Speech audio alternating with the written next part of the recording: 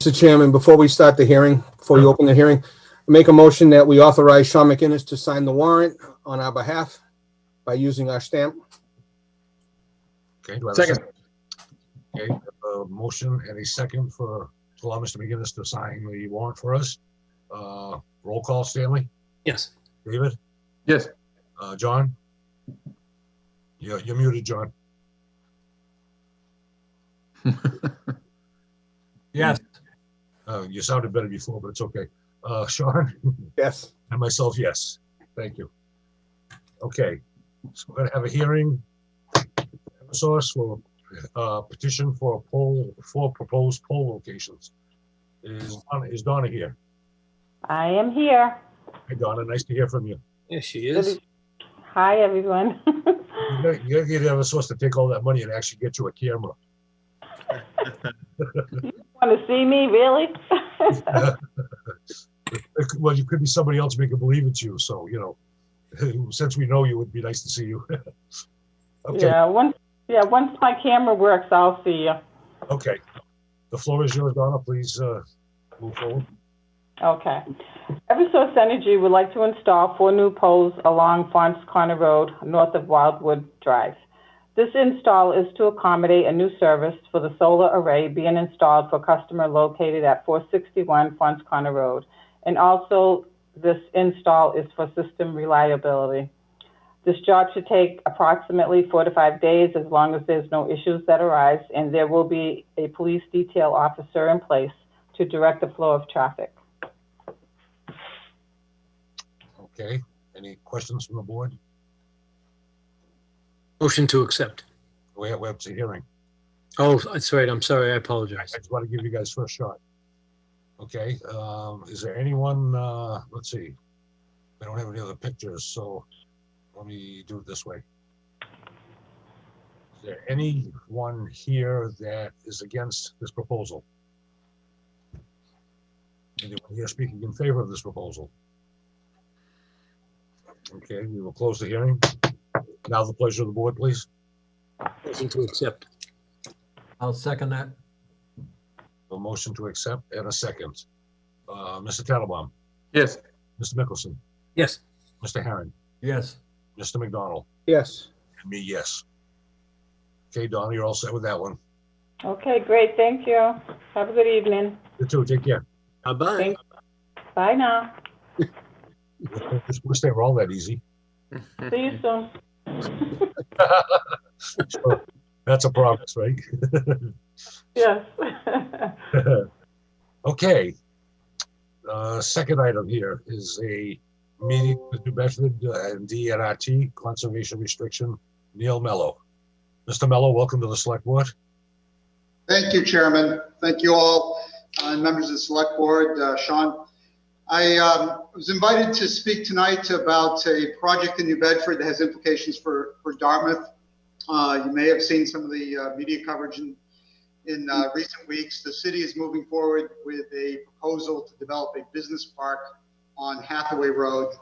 I was invited to speak. I'm the Chief of Staff for Mayor Mitchell. He's asked me to play a lead role in this project. I'm joined tonight by Michaela McDermott, city solicitor, as well as our partners at the Dartmouth Natural Resources Trust, in the form of Dexter Mead, the executive director from DNRT.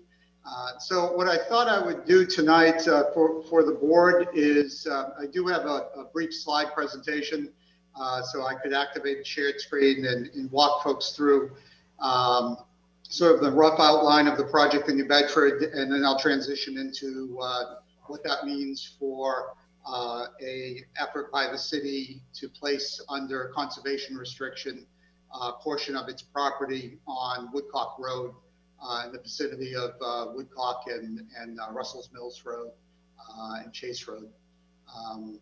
If that works for folks, I'm happy to move into a slide presentation. Certainly, please do. Yep. I think DCTV is going to allow you to share your screen.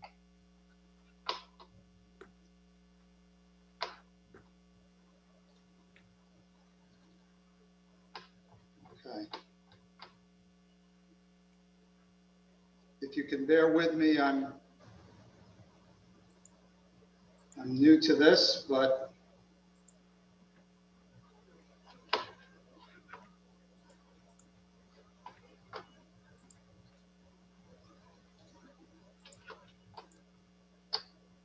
Are folks able to see the first slide?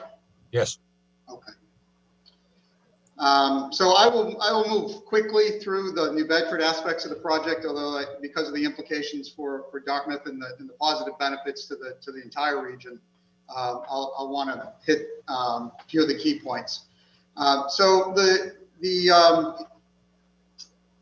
project in New Bedford entails about a 100-acre site that presently rests on the Whaling City Golf Course on Hathaway Road. It's at the intersection of Hathaway Road, and actually, as you can see from the lower bottom of the screen, that is 195.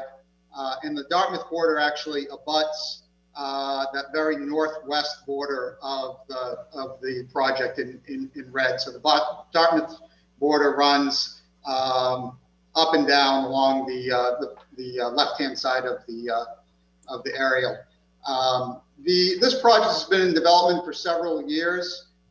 We, back in, I think it was 2016, 2017, began looking at the potential to reconfigure the golf course on Hathaway Road in a way that would free up an area to the west of it that is at high elevation, has relatively little wetland, and is a prime location for commercial development, given the intersection of 140, 195, and the airport nearby. As you can see, rail access to the north of the site.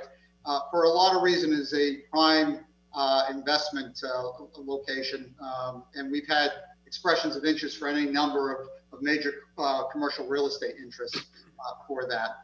So we have strong market demand. It has the other virtue of obviously not having any residential abutters. All the closest residents are actually on the other side of the highway, and that's a New Bedford neighborhood. And so we have a great potential for commercial real estate development, and all about 1 million square feet. And as I'll get into later, we're able to continue to preserve the existing golf course as a recreational asset for the city and for the region.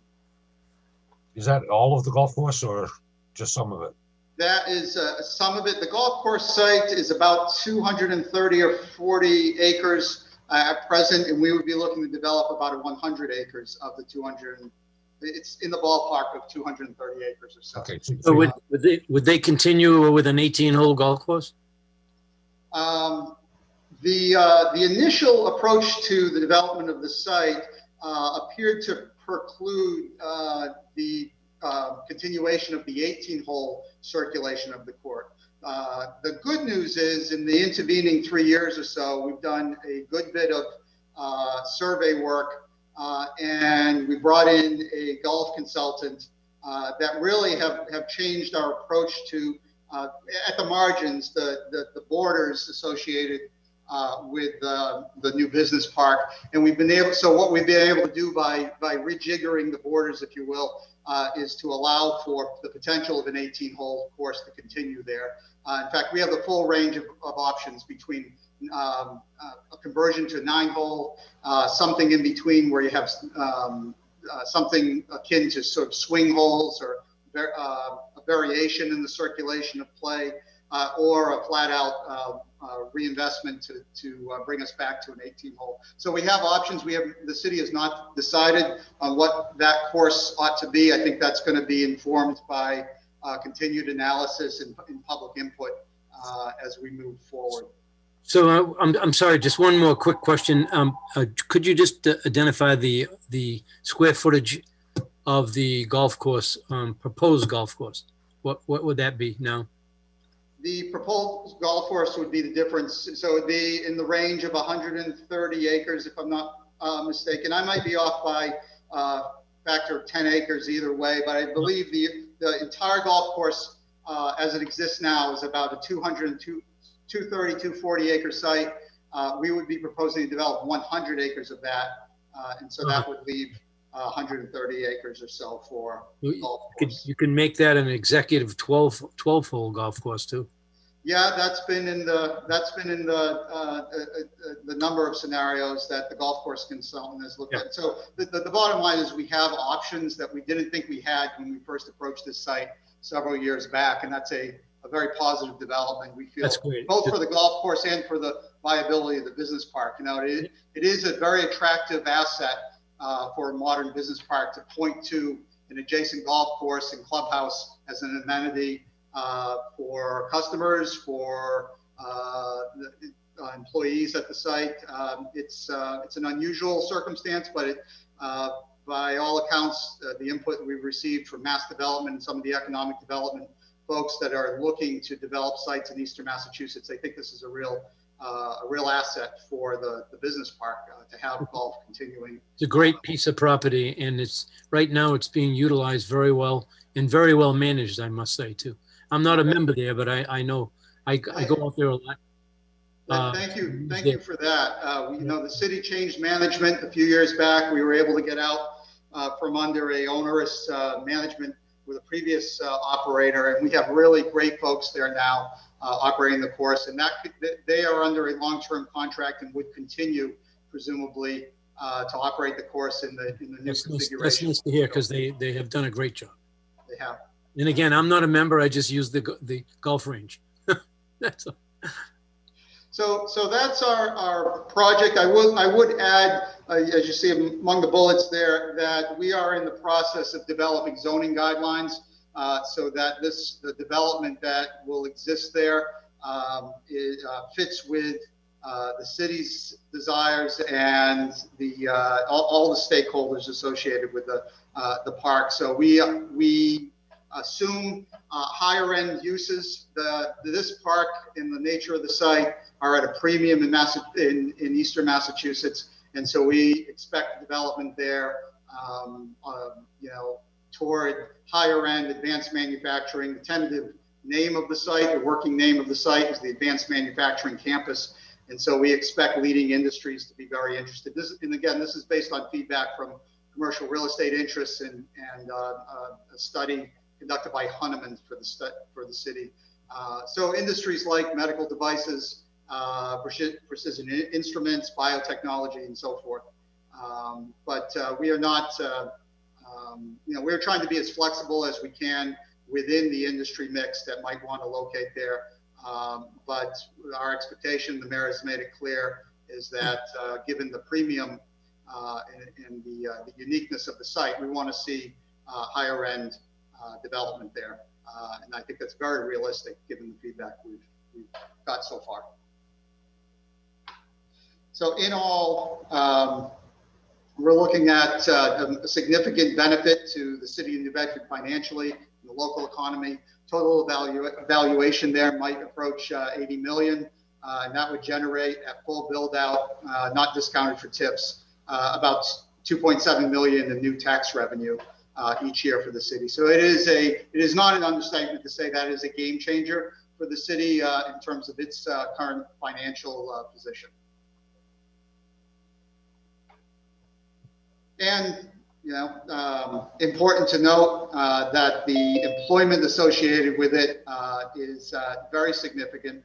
The city, the number of jobs within the city of New Bedford is in the range of, depending on where we are in an economic cycle, is in the range of 30 to 40,000 jobs in the city. This site alone would add 1,000 new jobs to the city. So that's a serious impact on our employment rate going forward. So we're very pleased about that potential. And then just to sort of step back a bit, as you can see, that's the golf course that you'd asked earlier. That represents 130 or 140 acres or so of the site. The advanced manufacturing campus is in red, and that's about 100 acres. You can see 195, 140, the airport, the rail lines that exist now. And as you know, there's a hotel site immediately opposite the golf course as well. And it is a highly visible site from the highway. Everyone knows the tower, the water tower there that's checkered orange and white. And that happens to be the highest elevation in the city of New Bedford, as we understand it. And then, of course, there's the Hathaway corridor, which has a number of underutilized commercial properties, and that's further to the east. So we expect ripple effects from the development of the business park. Again, this is a representation of what the new clubhouse would look like, a new parking area, new greens, and other amenities. This work has been done by the Northeast Golf Company out of Rhode Island, who have collaborated with the city and with mass development very effectively. We're very pleased with the potential for the new golf course and what it might look like. It will represent a significant upgrade from as good as we think the course is managed now. The course would benefit from improvements in the tees and the greens. So we think that the new investment that's going to be made possible by the development of the park, the proceeds from the park, will allow us to fund the improvements on the golf side. Represents a win-win. And as you can see, this is the Hathaway Road corridor. That blue bordered area represents the entire golf course as it exists now. You can see the existing clubhouse and parking area in the lower left-hand corner. And then the nearby intersections, the two exits onto Hathaway Road from 140, the entrance area in the lower left-hand corner into the current golf course, and then also the intersection with Hathaway Road, which is a traffic challenge for us in New Bedford. Excuse me. What's not depicted here, what I did want to flag for the board, is the intersection further off screen down to Route 6 and Hathaway Road, which we are aware the town continues to work hard to develop a solution to that intersection.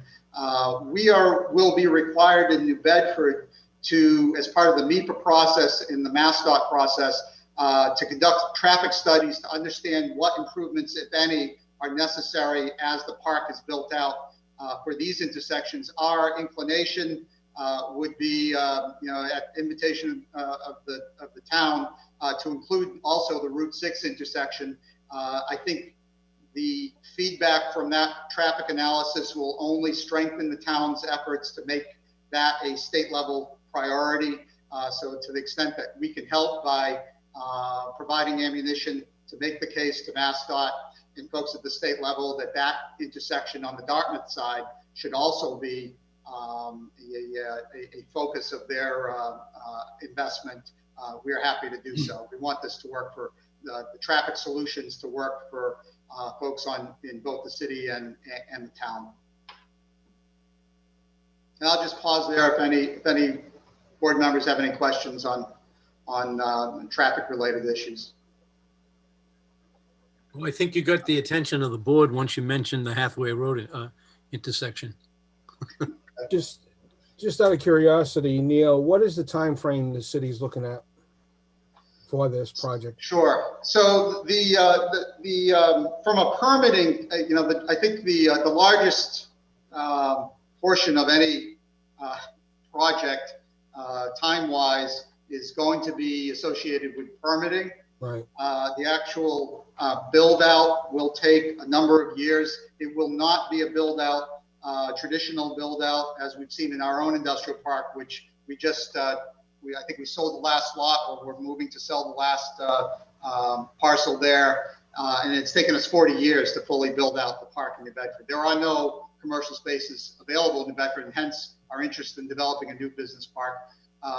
This is slated for an accelerated development. Given the market demand and the model that we're using for development, we believe that you'll see a build out in the vicinity of 5 years, perhaps less. But on the front end of that, to come back to permitting, you can expect a year or so associated with the MEPA process to identify any environmental impacts, which would include traffic.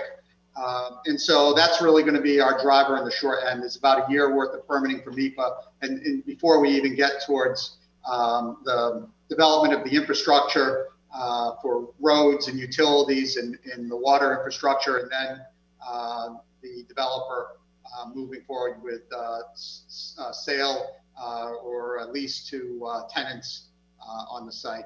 Right. And I think that would work with what we're trying to do at Hathaway Road and Tucker Road, and probably push that project ahead of time, because I'm almost positive the state would want to take care of a lot of the road improvements prior to. So. Yes, I mean, the key to the traffic study feedback will be to mesh the timetable for development and construction with increased traffic flow. You don't want to be making the improvements after you've already have tenants and employees coming there. You need to do that well ahead of it. Right. And so, yeah, we see it the same way, that the first visible signs of improvement are probably going to be associated with the traffic infrastructure, as far as the public and people moving in the vicinity of the park. Traffic has, I think, potentially been overstated as a concern relative to this site, because the traffic studies that were done in conjunction with prior developments, potential developments on this site. This was on a couple occasions considered as a potential casino development. So there's been some look at traffic issues on Hathaway Road. As it turns out, there is high capacity already. Anyone that's driven on Hathaway Road knows that it's a very wide road. People move fast on Hathaway Road. If anything, that's our greatest concern right now, is that the speeds on Hathaway Road, because it's seen, that corridor has actually seen a decrease in activity. We used to have a restaurant, folks remember Rosie's Restaurant. We used to have a movie theater on Hathaway Road. That's been since redeveloped. And so the actual local traffic on Hathaway Road is probably lower than it was 10 or, I won't speak definitively about that, but it's probably lower than it was a generation ago. And so we have room to grow, I think, on Hathaway. Okay.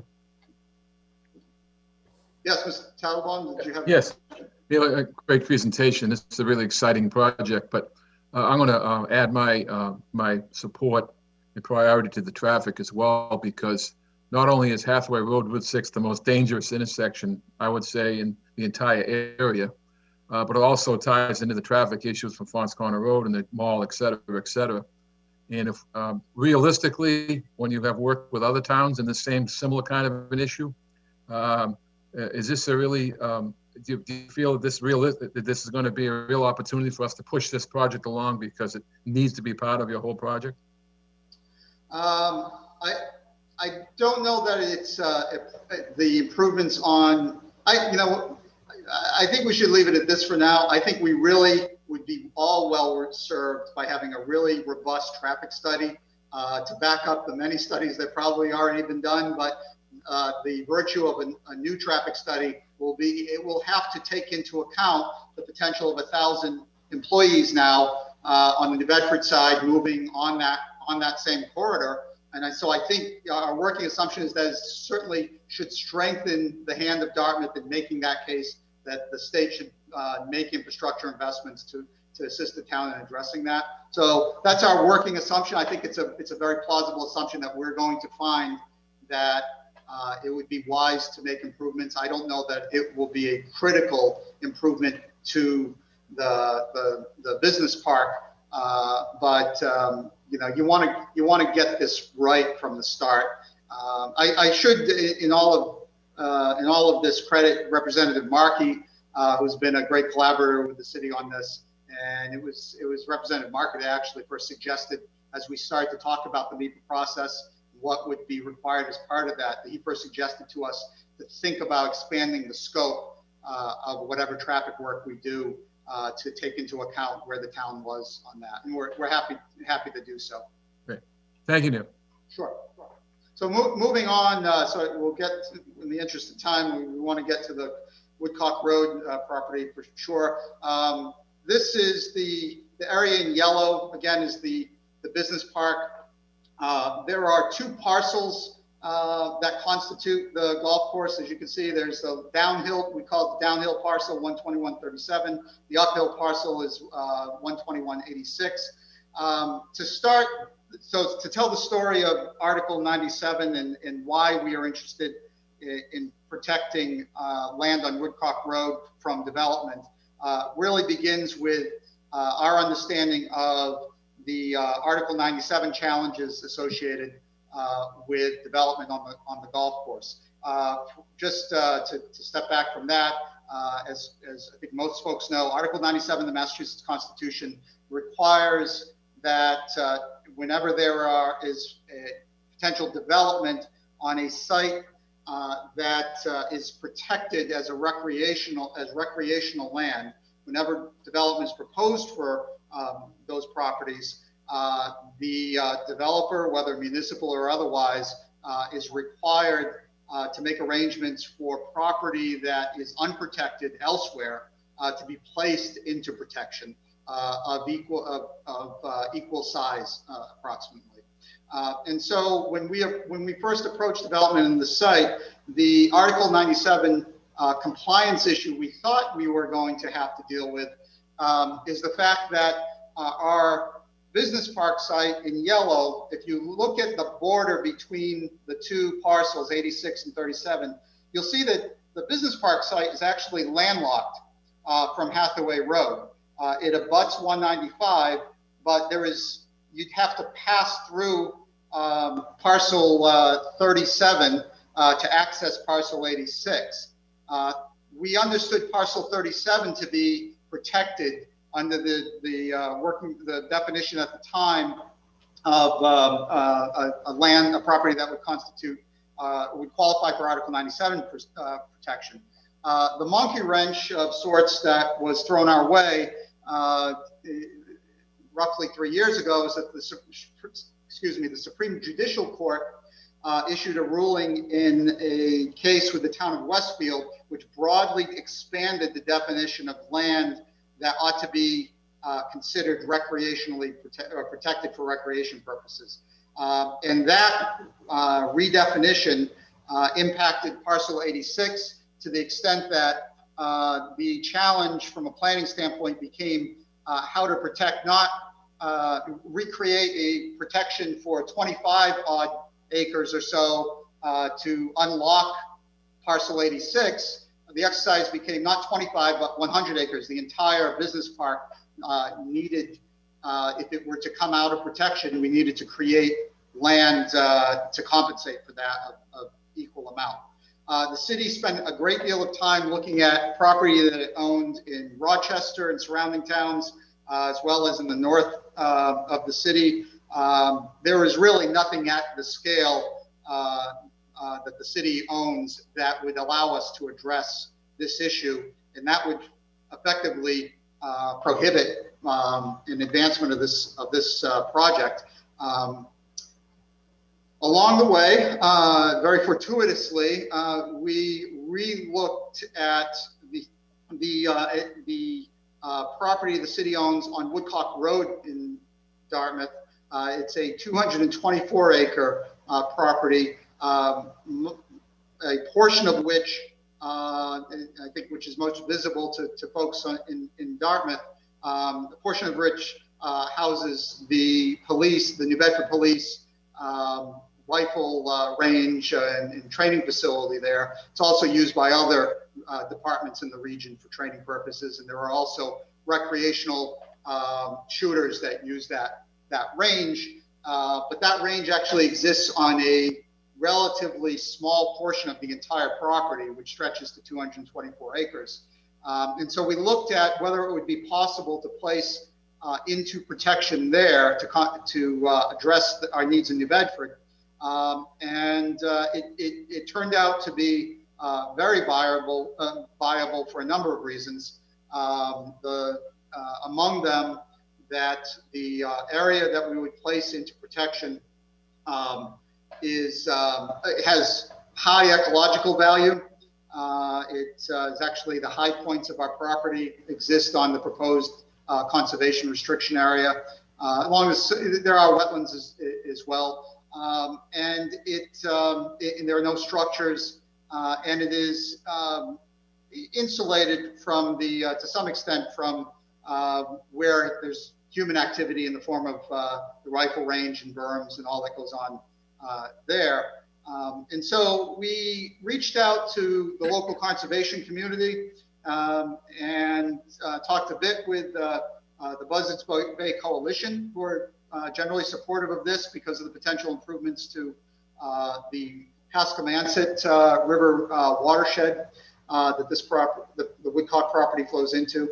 And then we ultimately began discussions with DNRT as DNRT holds a number of conservation restrictions in and around this area, and you know, by all accounts, make good stewards of their properties. And so we worked hard with DNRT. I'll just jump ahead a bit. This is the site plan for the business park. Again, that weirdly configured area in the middle represents about 100 acres. It is awkwardly configured as to exclude wetlands and other, there's some other reasons we did that to allow to preserve existing holes on the golf course as well. But we made it fit in a way that the engineers tell us represents a still attractive site for development. And now we move to the Woodcock property. Woodcock Road is along your the left side of your screen. Russell's Mills Road is actually, the juncture there is not depicted here, but it's in the in sort of the lower left as well. And then Chase Road is in your lower right. That's not seen here as well. What you see in this area along Woodcock, this rectangular area that has sort of a zigzag here, that represents the area which will remain out of protection among the 224 acres. This is where the rifle range exists. These identifiers here are actually where there are berms. And then there's another berm here that dates back to, right around here, that dates back to World War I. It was used for long range, I think it might have even been artillery practice. They used dummy rounds. There were no live rounds that landed there, but as far as we know, but that's the extent of the rifle range area. The configuration of the proposed conservation restriction was designed with a couple of things in mind. Again, to try to preserve the portions of the property that had the highest ecological value. There are obviously potential contaminations associated with the use of any rifle range. The rounds land in the ground there, and any development will require that to be mitigated and addressed. But outside of the rifle range proper, you have some really prime wooded areas that abut residences along Pembroke Drive, and another set of residences that are in this area here. Notably, the town itself owns this property as well as that property, and the property in between the two residential areas. So what the general notion here was to protect portions of the property that were valuable as a natural resource, but also create a potential contiguous wooded buffer area and potential, and I'll get into this in a minute, a trail system, you know, generationally, not now, but in the future, allow for that potential, because you would potentially, the town parcel here actually extends to Russell's Mills Road, so you have potential trailhead or access into the property there. You could pass through the two town parcels, you could pass through the DNRT conservation restriction area, and then just moving forward, this is the northern half of the conservation parcel. This would connect to the right-hand edge of the map that you just saw. And so you'd move into this parcel. This is the highest elevation of the property. And then this parcel here, as well as the parcel below here, are both town of Dartmouth owned properties, one of which I think is a conservation commission property. And so you have, and this would actually front on Chase Road.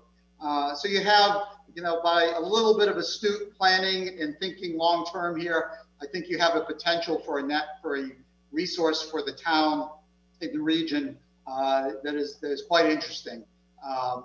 A couple caveats I want to flag here. We've consulted with the police and public safety folks about the nature of rifle range activity and what that means for abutting properties. Suffice to say that the recommendation that we are following from the public safety folks is that until that range ceases operation, it is not wise to allow public access or to develop any potential trail system and allow people to move through these properties. That said, so for the foreseeable future, our range will continue to operate, but that said, there will come a day when the city will need to make a decision about how it operates a training facility and whether it wants to outsource that training to a private facility or whether it wants to continue. It's a very useful asset for the police department. It is rare. Most towns and cities do not have their own rifle ranges of this size. And so it is an asset the city is committed to retaining at present, or at least for the foreseeable future. But the facility does need, like any facility, will need capital improvements. It will need to be maintained, and it does have operating costs. And so it may not be the Mitchell administration, but some future administration is going to have to decide whether that's in the city's best interest. At which point, I don't want to overstate this, but at which point the city would have to decide how it would want to dispose of that facility. There is no benefit to the city of New Bedford owning 200 plus acres in Dartmouth and not using it for some purpose. So the likely path at that point, again, this may be a generation from now, would be the commercial development or residential development, both of which would require mitigation to address whatever site conditions are there associated with the rifle range.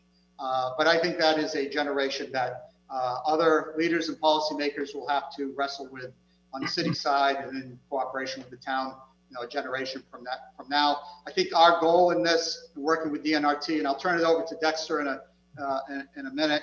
Our goal in this was to do the best that we could, and the best that we think we could was to create a generational opportunity and create a foundation for a potential asset where that property is put into active use.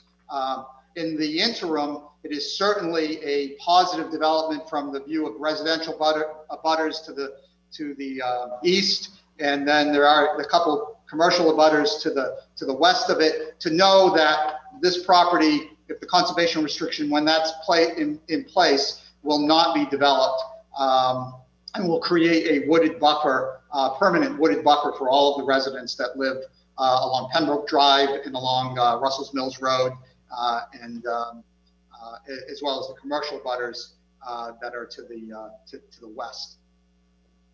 So that's the strategic approach. I think it probably makes sense for me to turn it over to Dexter Mead, who can speak in more detail about the partnership with the city and the interest of DNRT and why they chose to collaborate with the city. And to clarify, DNRT will hold the conservation restriction. That puts the DNRT in a position actually to hold the city accountable to make sure that there are no that the site remains in the state that it is supposed to remain in under the conservation restriction. That means the city will continue to actively manage the site to exclude to exclude squatters or anyone that would try to interact on the site. That will remain the city's responsibility to preserve the natural resource there in accordance with the CR. And it will remain the city's obligation as a matter of environmental cleanup, should that ever be required. The city will retain title and would be responsible under CERCLA and environmental law to address any environmental hazards that might ever be found on that site. That would not be a responsibility of DNRT.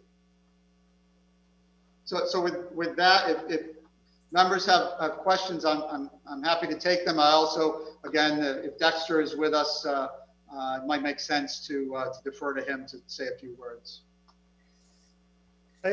Hi, can people hear me? Yes, Dexter, you're good. Great. So Dexter Mead, Executive Director, Dartmouth Natural Resources Trust. And Neil has done a really great job of explaining this project to you all. I just wanted to add a few things. You know, and Neil pointed this out as well, is it's not just a particularly large block of forest land itself, you know, over 150 acres they're talking about protecting, but it's also contiguous with what I calculated to be more than 150 acres owned by the Dartmouth Conservation Commission, both on the southern end and the northern end of this property. So it's a really, you know, together it's a really significant block of forest land and wildlife habitat. And it's land that's also been recognized by the State Natural Heritage and Endangered Species Program as priority habitat for rare species, as well as core habitat for the long-term persistence of species of conservation concern, and critical natural landscape, which are areas designated, which are large natural landscape blocks that provide habitat for wide-ranging native species, maintain connectivity among habitats, and enhance ecological resilience. So it's a significant block of forest land, you know, recognized by the state, links with Conservation Commission land. It's within a half a mile of, you know, just on the other side of Chase Road, 137 acres owned by the town water department. And it's within about 3/4 of a mile of DNRT's 278 acre Destruction Brook Woods Reserve. The other thing that that Neil mentioned is the you know, the long-term potential for this property, and it's something that, you know, DNRT always considers, because we're in the, you know, we're in the business of protecting land forever, we say, as, you know, for future generations. And you know, like Neil said, there is a potential at someday down the future that this really could be, you know, a significant, you know, outdoor recreational amenity for folks, especially as we're continuing to try to tie together properties, you know, stretching north from, you know, the Slocum's River, you know, again, through a property that we're trying to acquire outside of Russell's Mills Village. And then you have this property and you have the Concom properties. It really could be a very significant sort of string of, you know, a green belt or a greenway, or however you want to describe it, but a string of protected lands running, you know, north south on that side of Chase Road. What else? The you know, as Neil mentioned, we believe that this land that's going to be put in the conservation restriction does not have significant contamination from the rifle range. But the conservation restriction obviously will allow future testing of the site and restoration, you know, mitigation and restoration if need be. So if something is found on the site, the city will be able to undertake its responsibility to clean up anything on the conservation restriction side, as well as the existing rifle range side. And then on the conservation restriction side, restore it to native habitat. So it was a very exciting project from us from the start, and thanks to some, the flexibility of the city of New Bedford and working with us and configuring the property that would, and the conservation restriction that we thought would work out the best for the future, and also taking care of some of our concerns about future liability. We're really excited about it. It's certainly the business park is a big win for the city, and we also think that this part of the project is not only a win for the town of Dartmouth, but for the region in general, as far as protecting our forest land, our wildlife habitat, mitigating the effects of climate change, and so on. David, you have a question? Yeah. Hi, Dexter. Nice presentation. Dave Tattlebaum here. So the city of New Bedford needs to swap this land. It needs to be maintained as in its restriction. But just as a point of clarification, as long as there's a rifle range operating, none of the entire parcel can be converted to some kind of recreational use. That's correct. Is that a stumbling block for us, or does that limit our capabilities down the road?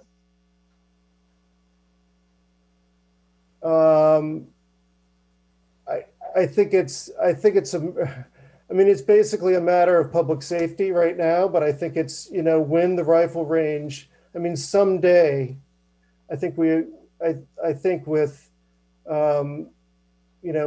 with technology and everything else involved in the way things are going in the world, I think that someday this rifle range will be, very antiquated and will cease to be a rifle range. And at that point, this will go from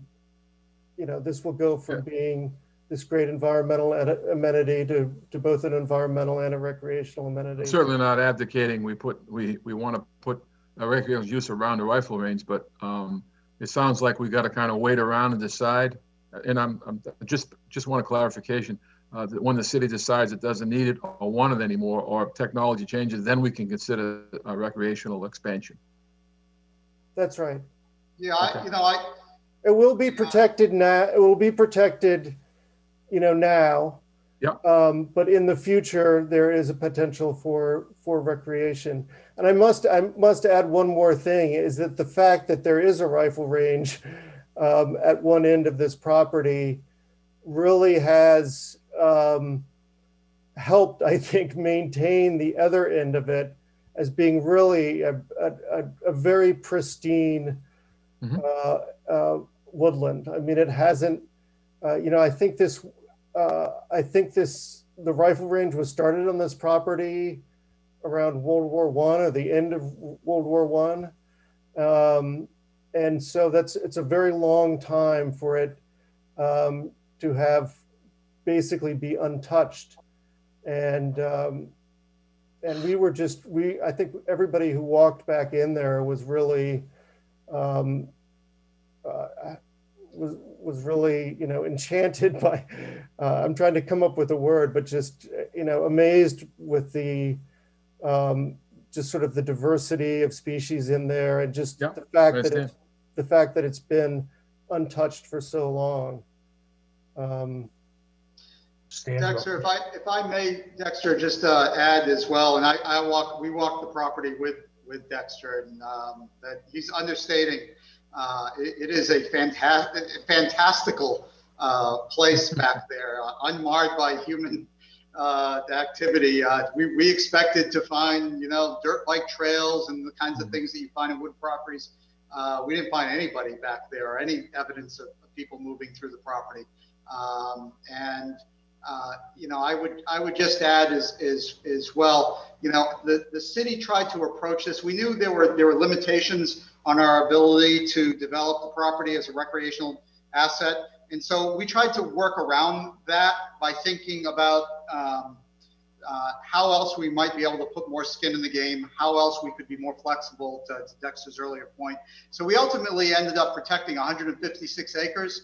The state administrative policy that we're seeking to comply with would only require us to protect about 100 acres in a one-to-one replacement. So we're going about 50% beyond any requirements under the state law. That's been well received amongst the NGOs and the environmental conservation community, well beyond DNRT and Buzzards Bay. It really sets a positive precedent, we think, for the entire state. I saw two hands. Stanley, you first. Yeah, I'll be quick. This is truly an investment in Dartmouth's future. It's not going to happen overnight, but it's a great opportunity for the town, DNRT, for New Bedford, and their project moving forward. It's a win-win situation for Dartmouth, that's for sure. Thank you. Okay, John. I heard Neil mentioned, and also Dexter mentioned, that the range would possibly go out of existence in the next generation. So I'm wondering if at this time, should the town of Dartmouth ask for a right of first refusal on the property during these negotiations on that property?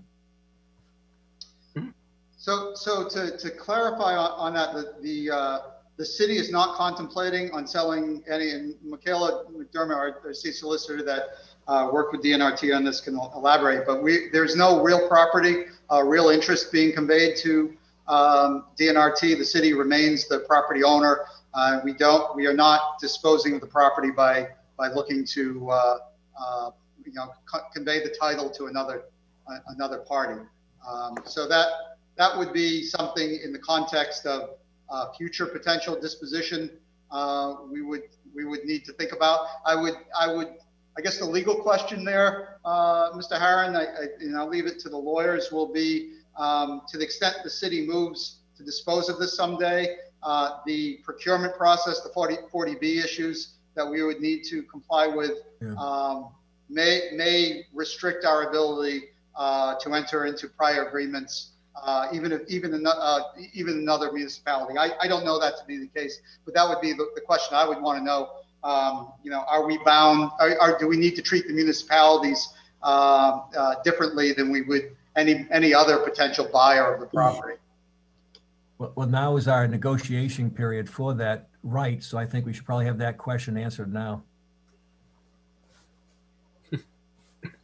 I think the place to start on that would be and I think one of the things that I wanted to suggest is that as a follow-up to this, there are a number of materials that we'd like to make available to the town. The starting place, I think, would be town council should look at the MOU that the city has executed with DNRT. So there's a full understanding of terms of the MOU. I'd like to share as well we haven't talked much about the process for implementing the CR, but that process is really driven by special legislation that the mayor has filed. It's a home rule petition that's now before the city council, and then will ultimately be filed in the state legislature. We have a commitment from Representative Markey and Senator Montigny to file that when the New Bedford City Council approves the home rule. But I think it's important for the town council to look at in terms of the MOU, to look at the legislation and how that fits into the disposition of the parcel in New Bedford. The other thing I wanted to flag for folks is that the CR would be established in conjunction with the sale of the business park property, 100 acres in New Bedford, to a master developer. If we don't get to a point in which the city is going to dispose of that property for whatever reason, that we plan on working very hard to make sure that is successful. But if we were not to sell the property, then a CR would not be established. Those two are contingent on one another. Should I assume that our town council has not looked at any of this yet? It has not seen the conservation restriction. No, as of yet. Okay, I assume there is a plan for him to review that. Yeah, Oh, yeah, the conservation restriction always comes back before the board. Neil is just kind of presenting the whole project as a whole to the board tonight. Yeah. the conservation restriction and is actually referenced in these site plans that you've seen tonight are actually attached to the state legislation. And that has been filed. It's publicly available now. It was filed last week by the mayor with the city council. So now there's a public document. We're circulating that amongst all of the stakeholders. We've shared that with that legislation, a copy of it with our entire delegation and other stakeholders. And the DNRT memorandum of understanding the city executed. I think we executed that in January, but we're happy to share that MOU. Michaela, please feel free if you're on the line, our city solicitor's on, and can talk through sort of what those legal instruments are designed to do. But we're happy to share all of that and we welcome feedback. Okay, I would also comment that the description of the pristine property out back there is living proof that firearms keep people off your lawn. David? It's a fabulous regional project and a great presentation, Neil. And I don't, you called it a caveat, I believe you said, in the issue about the development. We have an expert here in our town, and Dexter Mead. I think we need to have a discussion with him about his vision of the property and what this restriction on the rifle range may mean for us. But I think that's a discussion we need to have within our own team, and not to overstate or overstate that issue as being something particularly important, but it is an issue I think we need to address. But overall, it's a really exciting, fabulous project. Thank See, you. I view any delay in us being able to do with that doesn't really change anything, because the land would still stay as it is right now, and we'd have a de facto future recreational site and conservation property. So, I mean, there'd be no reason to not do it because I agree, but Neil called it a caveat and before he introduced what it was, and I think it's something we just need to make sure we understand. Sure. Okay, anyone else? You mentioned Michaela. Is she around? Would she like to speak? Or yeah, I'm here. I don't know that I have all that much to add. I think Neil did a great job of providing an overview, but I'm happy to answer any questions that might have come well, up. welcome, and we're glad you're here anyway, even if you don't want to jump in. Yeah, thanks. Any questions for any of the guests from our group? No. I think it was a very nice presentation. It's nice to see and get the details. I know I've had a conversation with Neil on the phone, and I had a conversation with Mitchell on the phone, and I know in the bigger picture, I know this has been in the works for New Bedford for quite a while, and I think it's a very nice project, and I think we're glad to be a part of it to help people move forward. So I think that's great. Thank you. Thank you all. Thank you, Neil. Appreciate the opportunity. We really do. Yes, thank you very much. Thank you. Have a good night. Night. Good night. Take care. Okay. New business. Election recap by the town clerk. Hello, Sarah. Hi. Hi, Cody. How you doing? Hey. Good to see you folks. The floor is yours, Sarah. Thank you. So we survived the election and it was a huge success in my opinion. We were just hoping to give you some numbers because they were quite impressive. We had a total of almost 18,000 people vote. We have close to 24,000 registered voters. So we had a very high percentage, close to about 77% of registered voters vote either early or on election day. We had sent out, we distributed in advance 12,000 ballots, and more than 10,000 were cast prior to November 3rd. We had about 7,600 ballots cast on the 3rd. We had 47 poll workers, 10 police officers, 6 people in our office answering phones and making sure that the poll workers and residents had all their questions answered. Cody and I worked for 8 days prior to the election doing advanced processing, and we had a whole team of people that helped us on Sundays, in the evenings, during the day. We had both Janine Simmons, the chair of the Dartmouth Republican Committee, and Jim Griffith, who is the chair of the Dartmouth Democratic Committee, both came in and volunteered their time to help us with advanced processing. They recruited volunteers. People went out of their way to help us to make this a success. And so Cody and I were looking to kind of share some of that information with the board. I think that's terrific, and I'd like to congratulate you, Cody, Kelly, and everybody else that was involved for a job well done, and it certainly looks seamless. We got a preview of the results from Mr. McGinnis last week or the week before, and it's still just as impressive now as it was when we first heard some of the details. So nice work.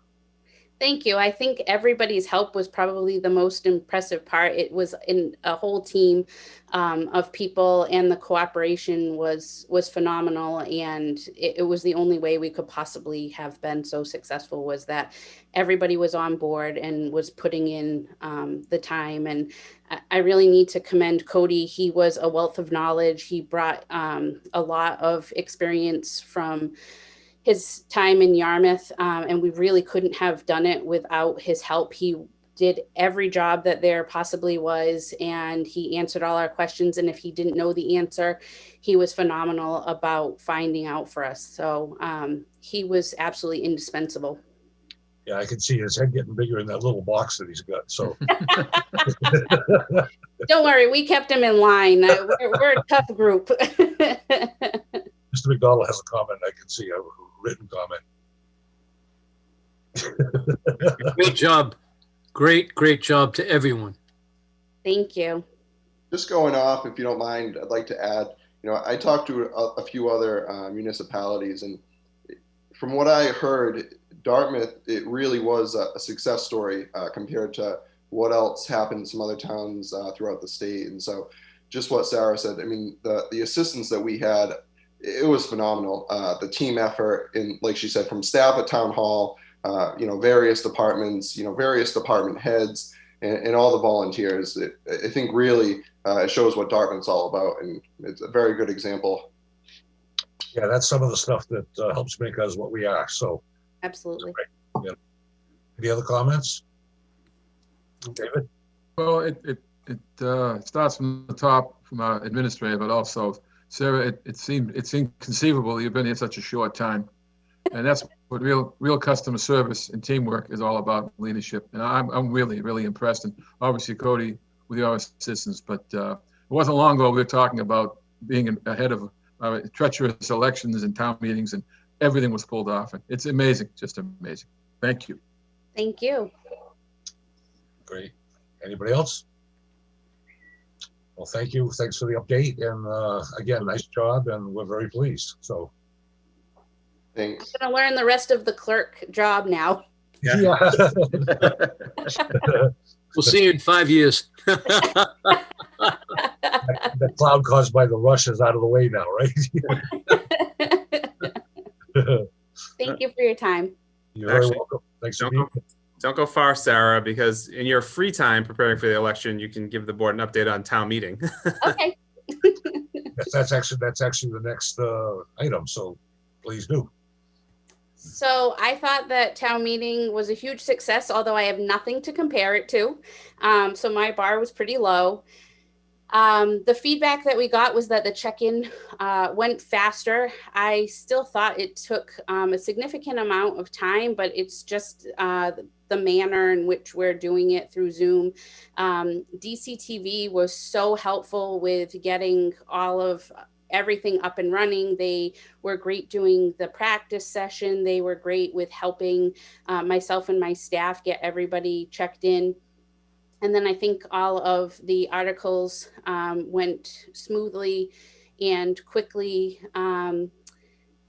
I think overall the feedback was positive. I do think that there's always going to be a little bit of difficulty with the technology and just doing it on Zoom. That is definitely not people's favorite way to participate in town meeting. I think that one of the big draws of town meeting is the social aspect and seeing people that they don't frequently see, and that is lost on people because of Zoom. But I do think that overall it was very successful. It went quickly, and we were able to accomplish the town's business in a reasonable manner and safely. Yeah, you know, and with some people that's actually a positive that you don't get to see them. You know, that's John. Yeah, I think part of the signing in could go a little faster if the next time when you send out the instructions, if this is to happen again, send out the instructions to kind of tell the people to open up their audio as soon as possible, because I noticed during the signups, you know, a few of our members were just sitting there reading a book or doing something, and they were calling their name to find out who they were, you know, making sure, and they didn't have the audio on to hear DCTV calling them, and they just kind of sat there. Right. So I mean, but something like that, you know, just kind of like turn on your audio that you have and turn your audio on so that people can talk, you know, hear you. And I think that would probably go a lot faster. And then maybe even start the sign-in time a little earlier. I know people have a tendency to come in, you know, figuring out that, okay, quarter of I can sign in, I'll be ready to go for, you know, the top of the hour. And then all of a sudden, everybody's doing that. So we did try to suggest that. We were signing people in prior to 5 o'clock. So sign-in took us 2.5 hours. And that was with people having the opportunity. I also think that each time it will get faster because people will just be more proficient. This is just, it's a new way. The way that people are asked to put their precinct in their name can be difficult. I think that it's important that people take advantage of the practice session.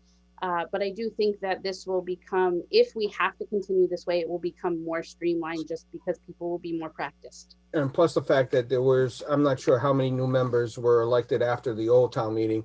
So that was a newness factor for them. So that's a very good point. I said this after the last town meeting, but in another 5 years, we'll be really good at this. Left, that might happen. Yeah. Oh, I agree. David?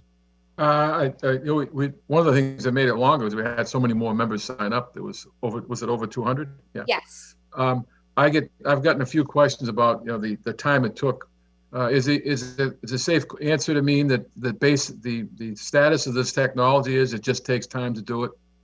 Aside from Sean mentioned about putting on your audio and starting early, but is it really, it just takes time to do it? So one of the requirements of the moderator is that we see everybody on camera. And Okay. So that just takes some time. DCTV they were moving people into the participant section, and then we were just going through. We became faster at it. You did great. Hit a rhythm. I don't know. I know that DCTV, I know that Dr. Marland and her staff are trying to brainstorm ways to make it faster. Okay. And so I'm very open to any of the ways. Okay. It's not, I know how to use Zoom, but it's not necessarily, I don't think I've mastered it. So I'm very open for DCTV to help me to move it along more quickly. I'm just unsure of how. Okay, thanks. I think once again, you did a terrific job, especially considering this is really all new to you and everything. I have some personal complaints about our meeting in general. They don't refer to you at all. So. Oh, great. I probably have a couple too, so maybe we can talk separately. Plus, part of the thing is that how we're meeting on Zoom was totally different than the way DCTV handled the town meeting, because that was a webinar. Correct. It's a little different aspect of running Zoom versus a webinar. So, but you know, it's good to have the staff at DCTV knowledgeable and helping along with the IT staff of, you know, and in town. So, I'll be honest with you. I think a lot of the communities could probably take a lesson as to how we did things over the last 2 town meetings. So, overall, I think it was meeting that many numbers. I think it was a success. I want to say it was a team effort. We had a team of people at town hall. There were a team of people helping the moderator at the middle school. So at least I felt very comfortable with the technology, or that if I had a difficult time that they were going to step in and help. And they were very willing to help both for the practice and the evening of. They were there very early, setting up, making sure that we all had what we needed to be successful. And so I really appreciate that. Those are the people that are behind the scenes, and I don't think they get a lot of recognition, but we absolutely could not have run town meeting without the IT department. There were school department people, DCTV. They made it look easy. Yeah, and you mentioned DCTV, and I always wonder if they get lost in the shuffle sometimes, because they do such a great job all the time, and we depend on them totally in this town. Yes. So, I always try to thank them whenever I bump into them, and remind Agreed. that. So it's good. Anyone else? Once again, Sarah, thank you very much. Thank you for your time. It was nice to see you all again. Yeah, same here. Keep up the good work. Thank you. Okay. Letter of interest from the Pathways Committee, Mr. McGinnis. Yes, so resident Tom Pratt sent the letter that's in the packet with expressing his interest to be appointed to the Pathway Committee. He is actually on the meeting with us today. If you have any questions for him or want to talk about his interest. Okay, and I'd like to make sure we have at least a very brief discussion about what is the status of the Pathways Committee. I know you and I spoke about that when we spoke on the phone in prep for this meeting, but it's still not clear to me where it is right now, and where's it going, and what do we expect to happen, and that kind of thing. Well, they haven't met. I mean, with COVID, it's really been the committees that have to meet have met. A Pathways Committee has not met, but we'll use this as an opportunity to put the Pathways Committee together for a meeting and kind of review. They had a list of items probably a year ago when they were before the board that they wanted to start pursuing, and so we'll have them meet and kind of pick up on those projects and move forward with other ones. Okay. And where is our contender? Right here. Welcome. Thank you. Would you like to tell us a little bit about you and your interest, please? Well, for the past year or two, I've been attending mass bike meetings and other bike path committee meetings. And I was approached by the bike path committee to be a member. Plus, I'm a town meeting member. I work for Ann Whiting Real Estate. They thought somebody with a real estate background might be helpful. We look at the bike pathway as being a positive addition to the town, and it'd just be interesting for me to be part of it. Okay. Any questions for Tom? I'd like to appoint Mr. Pratt to the Pathways Committee. I'll second that motion. We have a motion and a second. Roll call. Mr. Mickelson? Yes. Mr. Tattlebaum? Yes. Mr. Herron? Yes. Mr. McDonald? Yes. And myself, yes. Congratulations, Tom, and thank you. Thank you, Tom. Thank you. Looking forward. Good luck. Thank you. Okay. Green Communities Annual Report.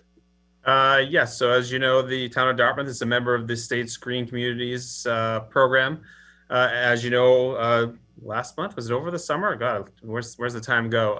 The lieutenant governor was on site, her first physical visit since the pandemic started at Dias Landing at Ponegantset, to commend the town of Dartmouth for their Green Communities effort, along with the Secretary of Energy and Environmental Affairs. And so that was a good PR for the town, but also shed light on a lot of the energy initiatives we have, and using the state's grant dollars to do that and achieve more savings. So part of that Green Communities program is we have to develop an annual report. It is a very detailed report that talks about all the projects and the savings associated with them. And I've asked Kathy Stanley, our energy manager, to come before us tonight to give us an update on that annual report. Hi, Kathy, welcome. Thank you very much for having me. Yes, we submitted our annual report. It was due early this year on Friday, November 6th. Our report was submitted significantly earlier than that because I don't like fire drills. So everything went in as expected. We had to update the DOER, Department of Environmental Resources and Green Communities Division, with respect to changes in our vehicle fleets. We had to confirm that our energy usage was being tracked properly on the Mass Energy Insight tool, which tracks that information online automatically by pulling reads in from both the electric and natural gas utility. So it was a good exercise for me to be able to double check and make sure that information was going in the way it was supposed to. I didn't have any problems getting the information that we needed. Again, mostly because of Cody and how wonderful he is. He had done the previous report, so I was able to piggyback off of a really accurate report that was done before me, and that makes all the difference in the world. So I think that the report actually was submitted without any major issues, and now we have to wait and see if we get any questions back from DOER. There's usually one or two. I don't know, for some reason I feel like they just can't stand themselves to just take it the way you give it to them. They have to ask a couple things. So, but we're ready to answer anything they have. We're on track to complete the expenditure of our competitive grant award of $200,000. That's going very, very well. What only glitch was our sales executive for our lighting company apparently left the company. So we got handed off to somebody else. But the good news is their vice president of sales was on the phone to me like the next day. I don't expect any problems with respect to that. And I've confirmed with them that work will be implemented in time for us to be eligible for the competitive grant for 2021. Our other work for the middle school steam to hot water conversion is going very, very well and is almost complete. So another really good thing. So all good news. Good. Thank you. Any questions from the board? Okay. Another great job. Thank you very much. You're welcome. Another thumbs up. You carry that around with you all day or just for this? Does that go the other way? Yeah, it's dual purpose. Yeah. There you go. Thanks a lot. You should see the finger that's on the other side. Good boy. He uses it when he drives too. Good boy, Sean. Okay. Let's see if I haven't lost my place. Dias Landing Marina Survey. Yes. Hello, nice to see you. Yep.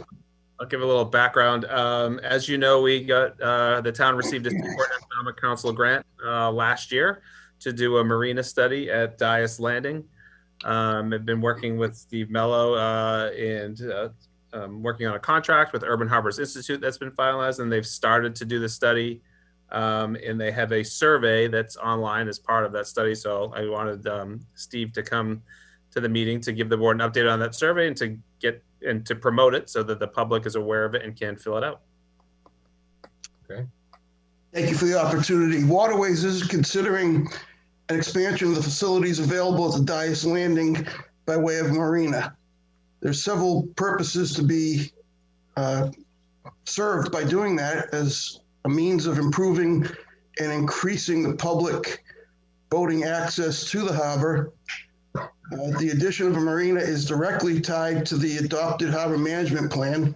And despite some public statements to the contrary, we are addressing many of the goals of that plan as we move forward. This is one example of that. Any form of a marina holds potential for additional revenue to further improve our waterways, our resources, and our public access. Each and every practical potential source of revenue deserves to be considered, and this is one of the big ones for town-owned property. The funding for the study came from the state Seaport Economic Council, the same good people that brought us the popular Maritime Center. A local match of 20% from Waterways Enterprise Funds was recently approved by town meeting. And it's important to note that no general fund or taxpayer dollars are involved in this feasibility study. We are self-supported. We are a user-based enterprise fund.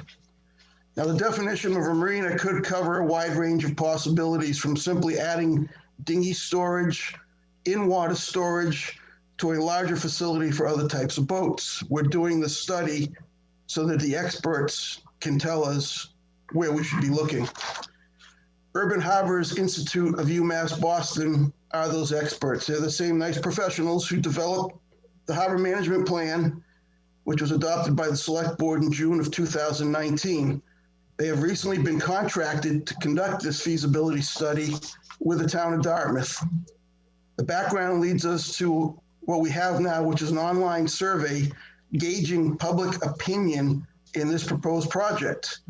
Allison and Steve are with us tonight, and they could probably best describe the ongoing survey and its significance to the overall feasibility study. So I thank you for the opportunity to bring that to the board's attention. So, who's next, Steve or Allison? Sure, I can say, can start. Steve, my colleague, Steve Livin, who's also a resident of Dartmouth, is working with us on this feasibility study. So obviously, normally in normal times, pre-pandemic, we would be conducting a public outreach and having a series of public meetings to engage the public and to find out their opinions. But given the current limitations, we are starting with a web-based survey to initially solicit public input, in addition to other outreach methods, such as interviews that we'll be conducting throughout this process. And so we wanted to take this opportunity with this venue to make sure that the folks at this meeting, and then also anyone who's watching at home, knows about the survey and has the knowledge to be able to go online to find it and to fill it out. Okay. And we also, oh, sorry. Go ahead. We have about 500,000 viewers, so you came to the right place. Exactly. The crowds, yes. So we wanted to make the point that we're seeking input both from, of course, the boating community, both recreational and commercial, and also equally important to find input from non-boaters. We want to make sure that a marina facility could affect the community in a number of ways. So we want to make sure that everyone has the ability to share their thoughts, no matter whether they use the harbor or don't. And so if I'm able to share my screen, I can show folks, to show you all and folks at home how to access the survey. Okay. Let's see. Okay. It is available in a number of places. And so if you're able to see this, you should recognize the Select Board website. So I want to thank both Sean McGinnis and Sean McDonald. I know you each have been instrumental in helping to get the word out about the survey so far, getting it posted on town social media and on other sort of non-official social media sites, which has been a great help. And so if we are on the Select Board website, it is available over here on the right under News, Feasibility Study for the Dias Landing. And so we click on that. The survey was initially open through October 23rd, but we're extending that deadline sort of indeterminately, probably through the end of this month at least, just to give folks an opportunity to not close the survey early and make sure everyone has the ability to answer it. So really, you're just going to click here for the survey. My email address is also provided at the bottom. So if anyone wants to provide input just over email, or if they have any questions, please feel free to get in touch with that method. And then the survey is also available on the Dartmouth Harbor Master website, which I understand has been recently redesigned, which is looking very nice. So we have down here, again, seeking input on the Dias Landing study. And so likewise, we can go here and it gives a summary of the project and similar types of information. The actual survey itself is just a basic Google form. It's about, a little more than 10 questions. So we're looking just for some basic information. And again, the email address is provided here, and also the link to the website at the Urban Harbors Institute, which will have the same information that's provided both at the Select Board and the Harbor Master website. Great. Hopefully people will find that easily and participate and give you folks all kinds of useful information. You may get some useless information too, but that Yes. wasn't my intent. Definitely. And oh, sorry, John, did you have a question? I was just curious, can a respondent take the survey more than once? I don't believe so. That should be limited, but maybe there's a workaround if you sort of go to a different computer, but you should be able just to answer it once. Oh, so you have it calculated such that no one can, like, do it 2 or 3 or 4 times? That's a good question. I believe so. I'm going to double check that, but yes, that's a good point. You can see how he votes too, Right. Exactly. Yep. Yeah, there is, you are not required to give your name, but I believe within Google, sort of like the IP address information is there. So. Okay. Behind the scenes. And obviously we want to note that this is just the first step in this whole feasibility study process, that there'll be other avenues of input, and if the project does eventually end up turning out to be feasible, that there'll be other steps such as the development of a design and various permitting through environmental permitting and the public waterways permitting, in addition to the securing of funds to initiate construction. So there will be a lot of options for public presentations and input and comment. So this is the first step of many, hopefully. Great. Mr. McDonald. You're muted. Just to let you know, I took the survey prior to the meeting, Okay. and I'm able to take it again. Oh, okay. Good to know. Let you know. I just double Thank checked. you. Okay. That ought to really help beef up the body count. Right. Thank you. That's good to know.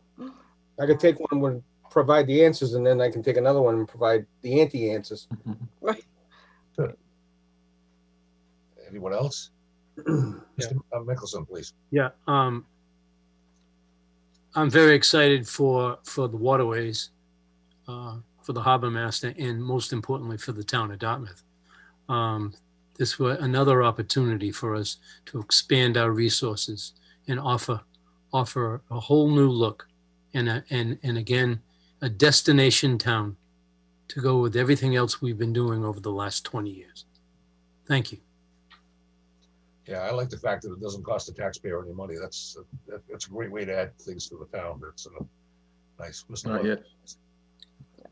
And we will be exploring funding options for the construction as well as the operation and maintenance of the project, with the goal being hopefully for this to be self-funded, self-sustaining. Great. Mr. Levin, please. Just to go back to the question of people addressing the survey more than once, what we're trying to do at this point is just get very preliminary information. It's not a vote for anything in particular. So if the absentee ballots come in late, it's not a terrible thing. If we hope that people won't vote 3, 4, 5 times in all sorts of different directions, that we'll get legitimate public perspectives, but that's not a disaster if somebody's name shows up twice. Okay. We don't encourage that though. No. Just want to be clear on that. No, we don't get paid by the vote. Yeah. We don't want any court cases, Anyone else? Okay. David. This is somewhat related. If we're done with the discussion on the dais, but it's related to a similar issue. Sure, we can always shut you down afterwards. Okay, that's all right. The pandemic certainly has had an effect on many things in town and our lives for sure. I'd like to just talk about the overall harbor plan if I could. I know that we have people who are in place, but I think at this point in time with limitations on what we can do and getting people together, it's all the more important time that we try to focus on the top priorities of the harbor plan, and then looking forward to 2021. Knowing that this is a really important part of the harbor, and it's great that it's going on, and certainly Steve took that leadership there. But And we've gotten support from Roger Race from Waterways to get involved in the harbor plan as well. But I think that it's a giant resource. It's a great package deal, but I think we need to set some priorities and review, because we do have limitations of what we can actually get done because of the pandemic. But that doesn't mean we shouldn't focus in on certain priorities. And I'd like to lend my assistance in some way, if that's the case, to try to set those priorities so we can at least focus on the absolute things that are most important in the harbor plan. And I would be certainly interested in Steve's response and even Steve Blavin's response as well. Okay. Any responses, or did he put you to sleep? No, I stated earlier, we are picking away at the harbor management plan, water quality, the fishing pier, this for the Dias Landing. What I'm looking at are potential economic engines, if you will, and this is one of the biggest that could promote further improvements. So it's not exclusive. We're not just working on this, but behind the scenes, like a duck paddling below the surface, there's a lot going on that just isn't seen, because you see the duck gliding smoothly by, he's paddling and we're paddling. So any help, we're welcome. We're welcoming help to get other parts of that plan implemented, other goals of that plan implemented, and that's my perspective on it. I know there was some question as to, not all of this comes back to waterways. A harbor path is probably better done by a different group, for example, but it's a topic that's front and center, the plan itself, with each thing that we do. That's good. Anyone else? Okay. Oh, I was just going to note, as Steve Mello mentioned at the beginning, that that this feasibility study does come directly from the harbor plan. That one of the recommendations in the final plan was determining the feasibility of creating additional boating facilities and various in-water or landside storage options for watercraft and kayaks, and specifically to look at Dias Landing. So it's great to see that that direct recommendation being acted upon. Great. We have some great waterways around here. It's nice to use it in a positive way to help us move forward. So, Steve, and Allison, thank you very much. Appreciate the showing and the commentary, and thank you very much. Thank you. Thank you very much. Good night. Okay. Speaking of surveys, yes, we have community center survey. All right. So yes, while we're in survey mode tonight, so I think Steve Mello just talked about the town's, in light of COVID, staying progressive and still, trying to do business as usual and move the town along, and making sure that we're prepared for the future. So this is along those lines, as well. As last year, town meeting funded a needs assessment and feasibility study for an intergenerational recreation and community center that would evaluate the needs of the recreation department and the council on aging and look at what the future holds and what those needs are, and help to establish the needs for a facility that could accommodate both in the future. And there's a need for indoor recreation space and programming space for both entities. So with that, we contracted with the architect firm of Bargman Hendry Archetype. They've done similar, exactly the same studies for other municipalities, so they're well versed in this. Just like the marina study, the goal is still to have in-person workshop meetings, but we wanted to keep the process moving forward. So the architect has developed an online survey that can be filled out by residents. It can be accessed straight from the town's homepage. They just go to it, it's under town news, as well as the Dias Landing marina study. That's also available right on the homepage as well. And it asks a number of questions, can be filled out by anybody. It does filter by IP address, so people can only fill it out once from that computer. But they can, if someone wants to go to another computer somewhere else, they can certainly fill it out. It's really just to establish the general needs of the town. It's a relatively comprehensive survey. It should only take 5 minutes to fill out though, but it gauges the needs of all generations. So from children through teenagers, through adults, and through the elderly, what their needs and desires are for recreation and programming space in town. So I just wanted to make that known so people, the millions of people that are watching, can go to the town's website and fill out the survey so we can get as much information as possible. Okay. And unfortunately, unlike the last one, this one is not funded by a enterprise fund. No, town meeting approved it, so. Yeah. Well, I'm not so much concerned about the survey. I'm concerned about the results of the survey. Well, it's not nice to have if you can afford them, Well, we'll see. We'll see what happens. Well, it puts us in a position to know exactly what the desire is in the community and what type of facility and what the needs are. So, if whether the town moves forward or not, at least they've got a good gauge of what the needs are. Yep. Knowledge is always good. Mm-hmm. Okay, item G, Lake Nokichoke, Mr. McGinnis. Yes, so this has come to light, as you know, last year we were going back and forth with Lake Nokichoke in Fall River regarding the maintenance and upkeep of the dam that supports the lake. At that time, when we met about a year ago, the select board was certain that they wanted to maintain the lake and the dam. And not, Fall River had one option was to drain the lake and remove the dam. I think this board made it known to Fall River that is not the desire of the town. So with that, we started working on an intermunicipal agreement. We've gone back and forth, and we are still in the process of going over options with Fall River on that intermunicipal agreement. That's good. It's important that people know that we haven't forgotten about this. It's still there. Mm-hmm.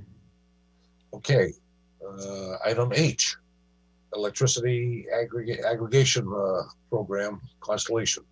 Hi, Kat. Yeah, so as you know, well, you may know, we're part of an electric aggregation group to get with, I want to say it's 25 other communities that bid out the electric rates for the residents in town.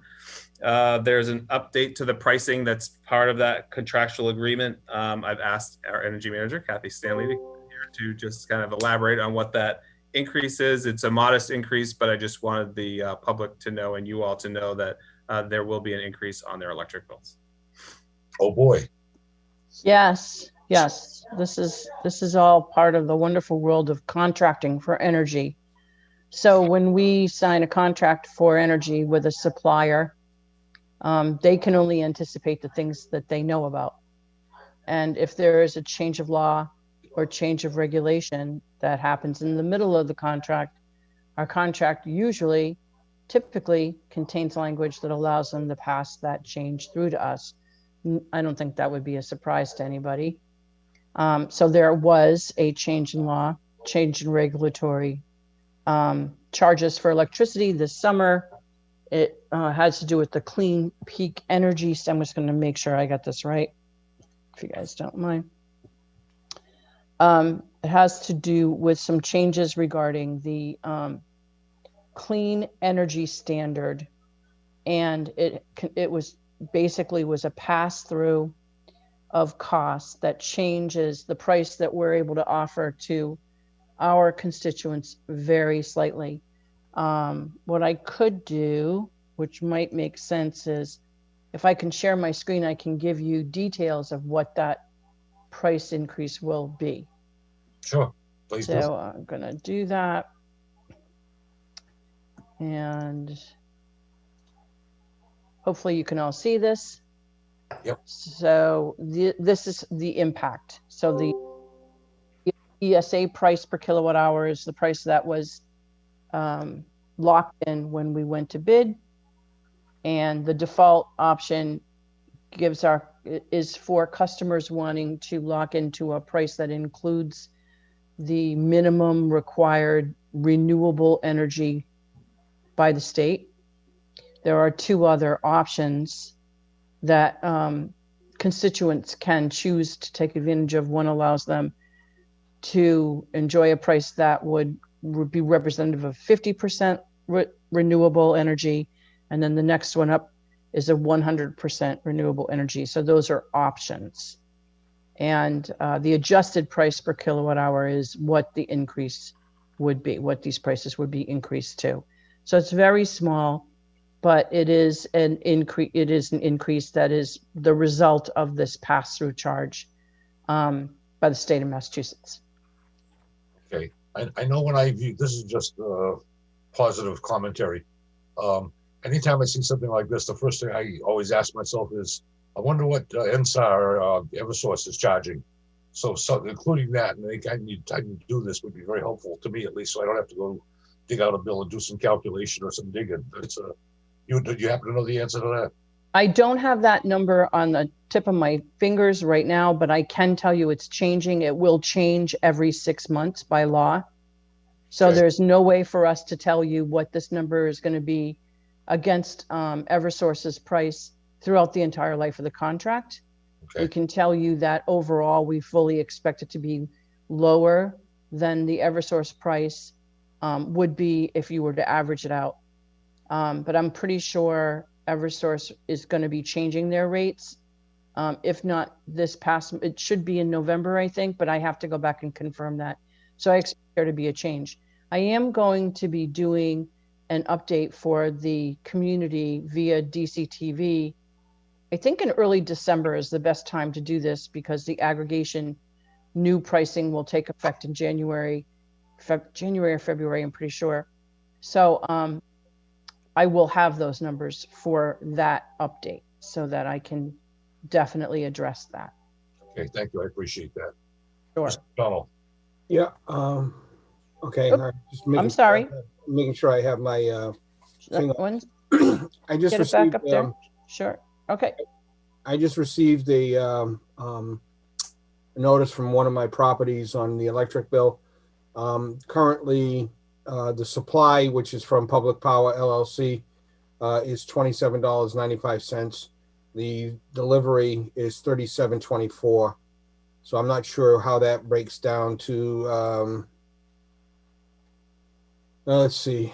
So you would need to Yeah, it's 268 determine what the kilowatt hours were and Yeah, it was divide. 268 kilowatt hours.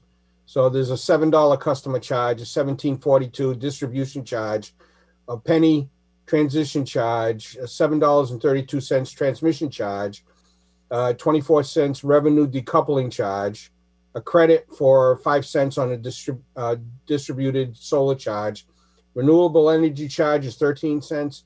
Energy efficiency is $5.17. So that makes up their delivery services of $37.24. What is the unit price for the supply? The generation, public power. Yes.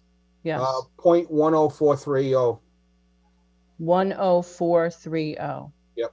So that's their supply price right now. Right.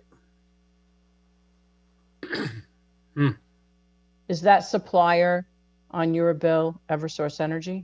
No, Public Power LLC.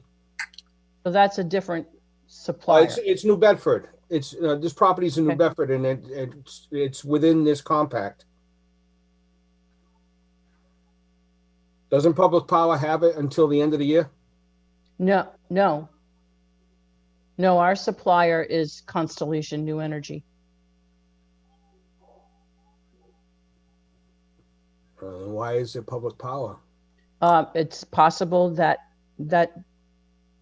whoever negotiated that did so on their own. That's possible. No, this property, I've had this property for 10 years. I've never negotiated with anybody. Didn't Public Power have the contract before? It might have been the one before this. That's what I was just thinking. It did, What's yeah. the date on the bill? 11. It's due 11/13/20. So it's a current bill. Right. Yeah, I can't really comment on what the situation is at New Bedford, though. I only know that we are in a contract with Constellation. That's our supplier for this contract that has been negotiated. Well, yeah, but okay, but Constellation starts January 2021. Says it right here.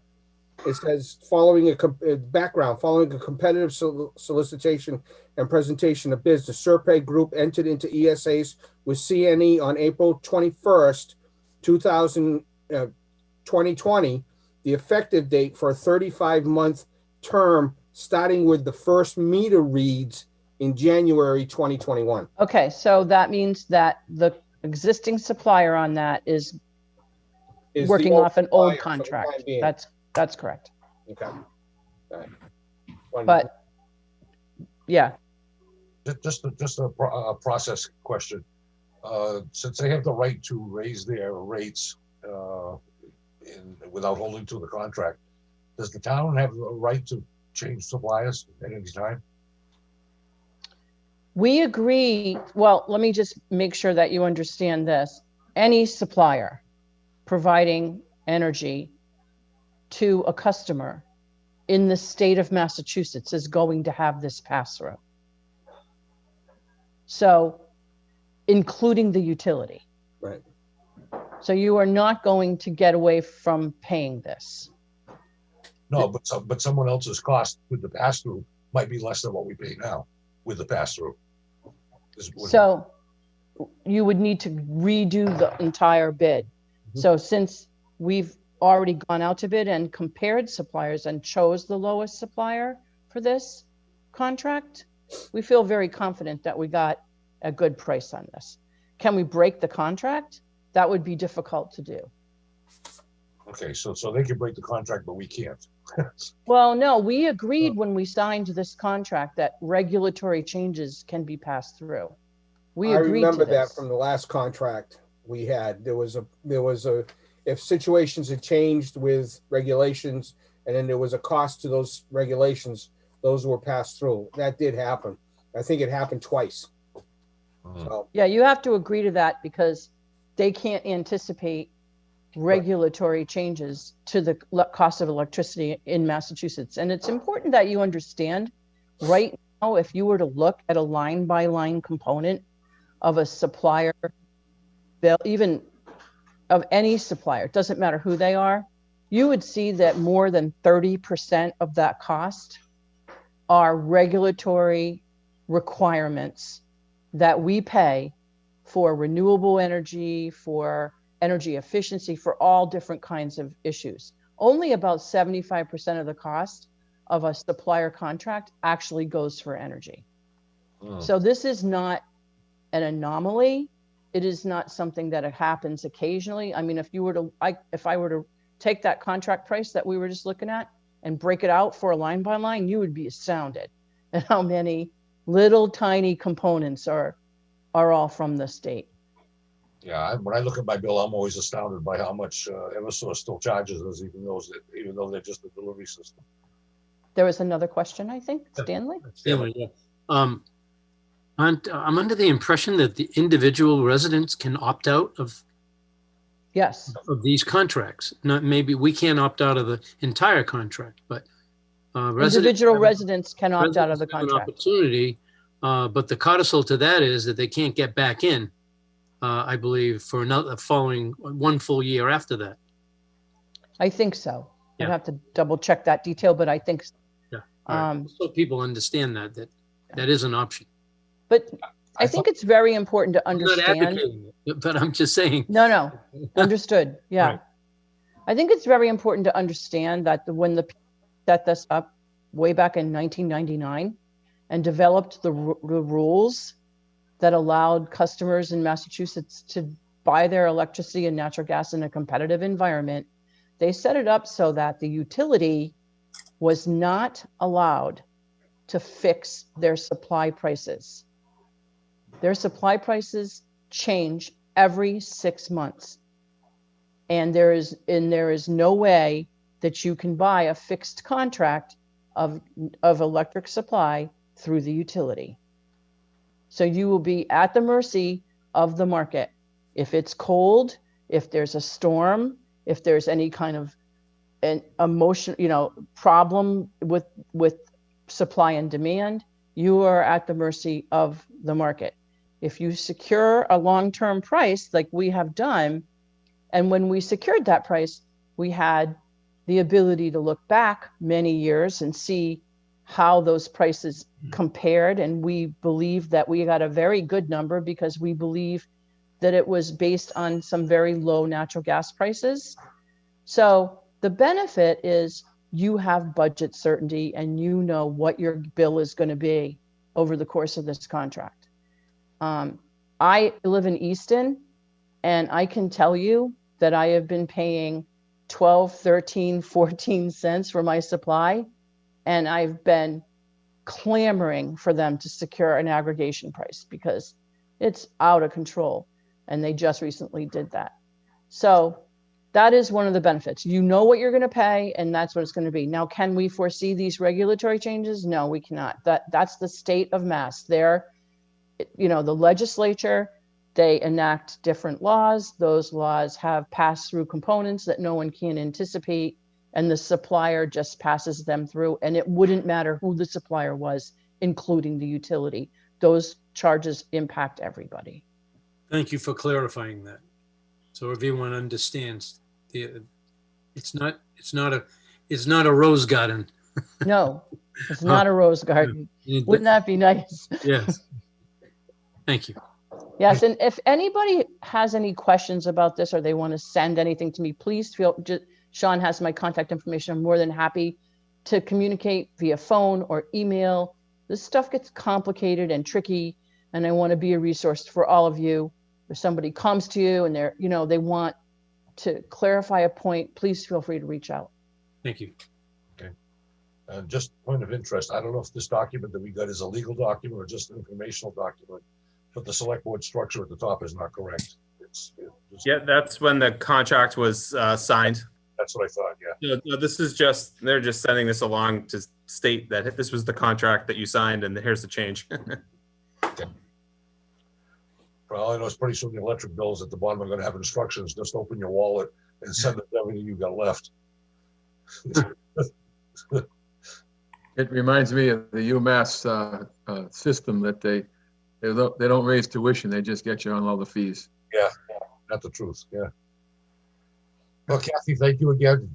My pleasure. A wealth of information as usual. So thank you. It's appreciated. My pleasure. Thanks, Kathy. Okay. Sean's favorite topic. Yeah, now it is. Yeah. Yeah. And not because of the situation. Sorry. I'm not happy about that. So. Yeah. Black Friday discussion, governor's order. Yeah, this is just an FYI. So with the governor's order, so Black Friday, these businesses cannot have it because of the curfew from 10 p.m. to 5 a.m. Everything needs to be closed. So I just want to give the board an update on that. We did get a handful of applications, but they were all within the governor's order, so we did not have to act on them. But I just wanted to let you know if the order changes, this board does have another meeting on the 23rd in which they could review the application. So we're saving the applications that were submitted. They have not been approved. If after the Black Friday that they the governor's order is in place, then we'll refund the money to the people the businesses that have applied. And my recommendation would be, even if the governor changes the order, I don't think we should be approving anything that causes crowds to gather. That just doesn't seem smart to me. Well, I agree. And the governor's order would still be in place for masks and social distancing. So whatever the town would allow would have to coincide with the governor's order. So yeah, it would, that's the case. Yes. Yeah. I wouldn't want to be the guy standing out front telling people not to gather and rush for that $25 microwave that somebody has, that's just my opinion. Okay, old business, Mr. McGinnis. Bliss Corner, no new updates. They're still waiting to hear from DEP about when they're going to come before the board. They did just today send they do send sampling results from individual properties. They just sent 2 emails today. I'll forward those along to the board. COVID-19 update. You can see in the news that cases are spiking. So we met today, myself, the health director, and our HR director, just to kind of go over and be prepared for any outbreaks. The previous meeting I talked to you about having the department heads review their continuity of the operations plans to be sure they're ready to put those in place immediately. So we're evaluating the situation weekly, and unfortunately, we're anticipating more of a spike, and I think the state is as well with the holidays coming up. So I'll keep the board apprised if things get worse, but we are monitoring the situation, so we're prepared to keep people safe, that's employees and the public. So that's our goal. The fishing pier. Oh, I'm sorry. Before you move on, I think I saw on TV. I see a lot of things on TV, so I get confused sometimes. But I believe the largest age group now that is causing the spike is 18 to 24. Is that right? That's how I do. Correct. Yeah. That's a shame. David? The Board of Health sent out to most businesses, I guess today, a copy of a sign that would stating some of the governor's new rules, which has to do with wearing masks in public, like almost everywhere, and keeping them on, et cetera, et cetera. And I think it's a great idea, and I trust the governor's not only judgment, but also his ability to review things on a regular basis. But sounds like enforcement's going to be even that much more difficult. And in theory, you could make a lot of citizens arrests and looking for masks. So I don't know. Do we take a stand on that, as we took a hearty stand on way back when about wearing masks in public places? And what is our stance on this? Because I think it's important to let people know either way. Well, I mean, we're following the governor's order, which requires masks in public at all times. So, we are, monitoring that. If we see people, I think we're bringing it up. Is it something that, we're on the lookout for, like looking for crime? No. Right. And I think the governor's expectation is as well that people need to monitor themselves, not each other, but their own person, and take care of that. That hasn't worked so well so far, though. No, well, for the majority, but Well, it's worked well in the state of Mass in comparison to other places in the country. And I think that the whole point of this is that people need to take even more personal responsibility to keep those masks on and follow the rules. Yep. Yes. Thank you. Okay. Fishing pier, it's in the state's hands. We're waiting to hear back from them, as I've mentioned many times. So, and that's it. Okay. Minutes. They look okay to me, for what it's worth.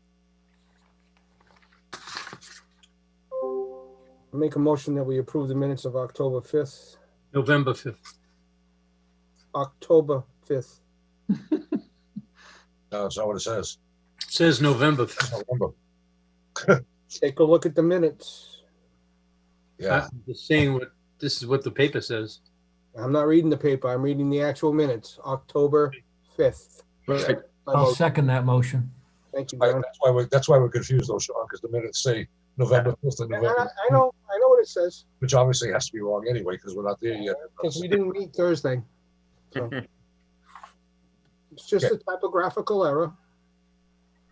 It happens. It could be on purpose just to confuse us, though. Okay, wait a minute. Okay, we have a motion and a second. Any discussion? No? Roll call, David? Yes. Stanley? Yes. John? Yes. Mr. McDonald? Yes. And me, yes.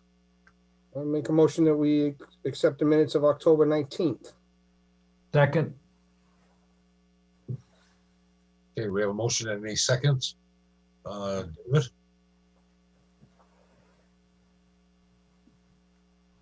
Hello, David. Yes. Oh, I'm sorry. Stanley? Yes. John? Yes. Sean? Yes. Yes. Yes. Yes.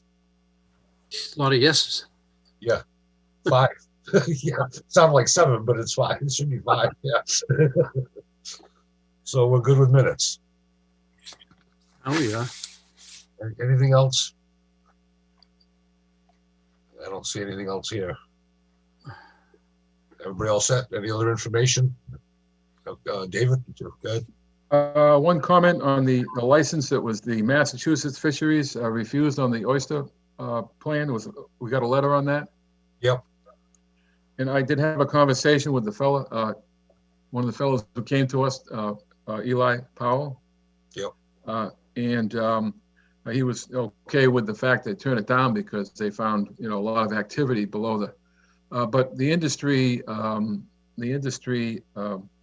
going to run out of space here in our area, and it's a good industry. It's a good thing for us. And would there be could we consider having somewhat of a presentation by this fellow or others who could tell us, do we need to be, or can we be more flexible, or what are the issues so we can expand, because it requires a lot of space and area, and there are limitations. And maybe it's time that we ought to revisit the issue and try to come up with maybe some alternatives.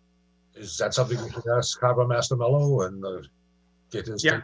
So, Yeah, definitely. I mean, the harbor master is he wants more oyster farms. I think he's encouraged it. So it's unfortunate that at the state level, I mean, we have no control over their decisions. No, but they should definitely contact the harbor master, and he will, do his best to make it find areas and help to flourish the business. So have them go to the harbor master first. Correct. Good. Will do. Thank you. Okay. I thought I saw another hand. Was there another one? Yeah. Mr. McDonald. Yeah, not that I want to pile on 2020, but I just want to reminisce about the great earthquake of November 8th. Just the mere fact that it happened close to us, and it actually started a long way from us. It started near Prince Edward Island back at 7 o'clock in the morning, and it traveled down to our area along the same plate. Just wanted to remind people just to make sure that they take a look around, check their foundations. If there's any foundation cracks or anything like that, notify the building department, notify the town of that. Same thing with any kind of chimney problems. And also to check with Eversource for, any kind of gas leak or anything like that. Not so much that we want to know what's going on, but we can use that information if anything happens to be forwarded to MEMA, maybe for some, relief funding or anything if it's needed. But so far, I was called about it to find out if I had felt it. I didn't feel it at all. I was driving, so the rubber hits the road and the rubber protects, I guess, the cars. It doesn't happen, but it happened. And then, I called the police department just to find out what was going on as far as any kind of emergencies, and they had said they had none, but that the fire district, I believe Fire District 1 was dispatched to inspect the areas. The police were around inspecting the areas. There were no reports of any kind of emergencies, so which was pretty good. So I guess for all intents and purposes, some pitches fell down off people's mantles, lawn chairs toppled, a flamingo bit the dust type of thing. But at least it was something definitely that people didn't, we haven't experienced it, unless you're a California native or anything like that. So, but overall, I think we did okay. Yep. Did anyone see the pictures of Route 88 in Westport? No. The road was completely taken up. Huh. Some certain sections, I think it's 20 feet, 25 feet. Really? Where the tar separated. So apparently the earthquake lifted the road up and came crashing down. So you see the dirt and the tar, and it was really interesting. It looks like something out of a nightmare. Probably shoddy construction by the state. Well, by the contractor hired by the state. Right. Yeah, but the boss, the blame goes to the boss. Don't forget the famous quote by Rockhound in Armageddon. Do you realize that you're sitting on a rocket that was built by the lowest bidder? Yeah. Oops. Motion to adjourn. Second. We have a motion to adjourn and a second. Mr. Tattelbaum? I don't want to talk about movies anymore, so I'll say yes. I thought you were going to say, I don't want to go home, or you are home. You know? I am. Stanley? Yeah, last time I looked, yes. Yeah. John? Yes. Sean? Yes. And me, yes. Thank you all. And my internet connection made it all the way through. I'm very